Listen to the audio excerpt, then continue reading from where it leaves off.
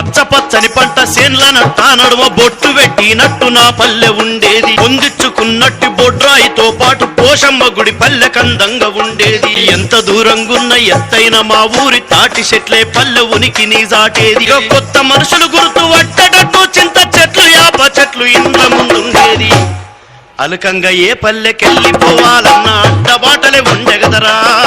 చెట్లు చేమలు లేక పల్లెలన్నీ ఆలసినబోయి కూసుండెగదరా.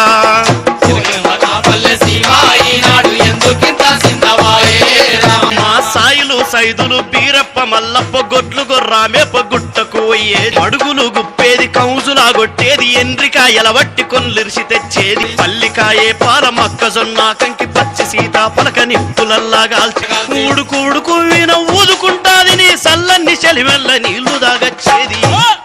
గోవులేడబోయినాయో అంగలనాటి పోయిలేడబోయినారో.